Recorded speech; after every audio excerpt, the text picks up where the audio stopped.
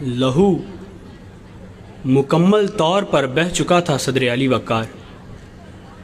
ماں نے بیٹے کی لاش سے سر اٹھایا تو اسے چند مخصوص قدموں کے نشان دکھائی دیے۔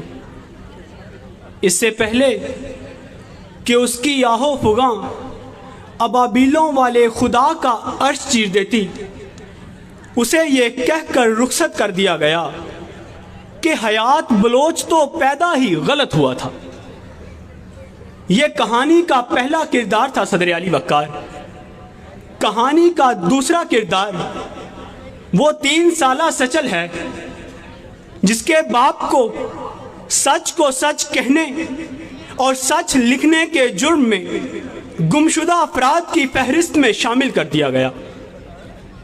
کہانی کا تیسرا اور آخری کردار تہذیب کے یہ بچے کھچے نقوش ہیں ذی وقار، جنہیں یہ کہا گیا تھا کہ اگر تم فلاں بن فلاں کو ووٹ دو گے تو ہم تم ایسے لوگوں کے لیے، تم ایسے نابینا لوگوں کے لیے ایک تازہ ریاست مدینہ بنائیں گے۔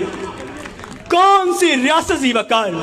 یہ ریاست کہ جہاں جب ملک کے کونے کونے میں ریاست مدینہ کا ڈھول پیٹا جا رہا تھا، تب بھوک، افلاس اور فاقے جھگیوں سے نکل کر سڑکوں پر ذلیل و رسوا ہو رہے تھے۔ یہ ریاست جہاں جب مساوی حقوق کا بل پاس کیا جا رہا تھا، تب خواجہ سرا اقتدار کے ایوانوں کے سامنے احتجاج کرتے اپنے نامکمل ہونے کا لگان لاٹھیاں کھا کر دے رہے تھے۔ یہ ریاست کہ جب ہوا کی بیٹی کی بے آبرو کیا جا رہا تھا تو اس ملک کے محافظ اس پہ غلیظ الزامات لگا رہے تھے۔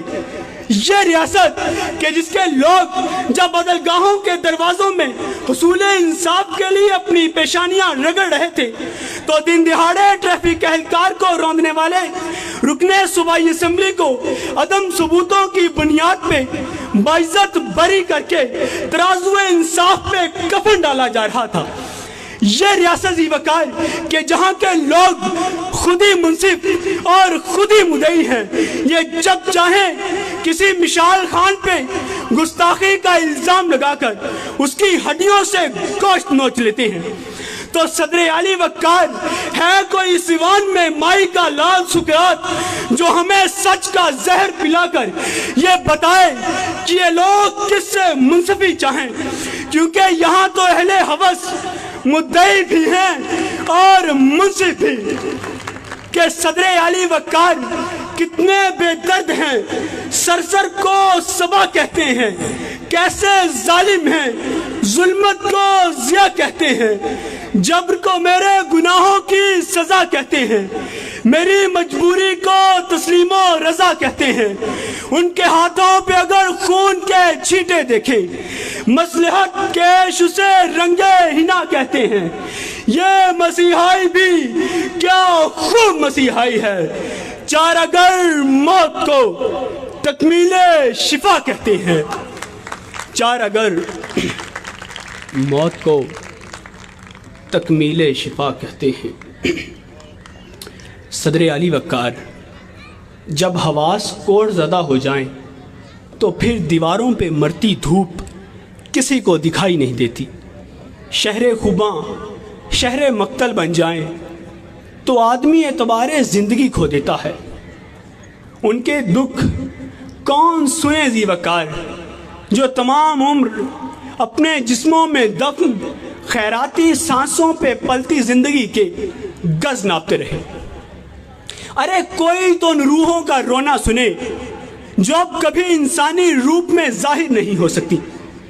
ذی وقار نہ جانے کتنی مہربان صورتیں اور حسرتوں کے قافلے اس صحرائے زیست میں کانچ کی طرح بکھر گئے، مگر ذی وقار کبھی کبھی تو یہ لگتا ہے کہ یہ بستی ایک تختہ پھوڑا ہے۔ ان زمینی خداؤں کے ہاتھوں قتل ہوئے لوگ جنہیں نشانہ باز موت نے صحرا میں بھی ڈھونڈ لیا، اب فقط راتوں کو صحرا کی تنہائی کا رونا سنتے ہیں۔ ارے ڈھونڈو وہ ادھیڑے ہوئے جلے جسم جو ٹکڑوں کی صورت میں کلیساؤں کی صفاق دیواروں پہ چسپاں کر دیے گئے۔ اور ایسی کئی ناتواں روحیں جو اپنی بوری بند لاشوں کے بوجھ اٹھائے پکارے چلی جا رہی ہیں کہ اس سمت نہ جانا جان میری، اس سمت کے آنگن مقتل ہے، اس سمت دہکتی گلیوں میں زہریلی باس کا جادو ہے، اس سمت مہکتی گلیوں میں کافور کی قاتل خوشبو ہے، اس سمت کی ہر دہلیز تلے شمشان ہے جلتے جسموں کا، اس سمت نہ جانا جان میری، اس سمت کی ساری پھلجڑیاں بارود کی تال میں ڈھلتی ہیں، اس سمت نہ جانا جان میری، اس سمت کے آنگن مقتل ہے۔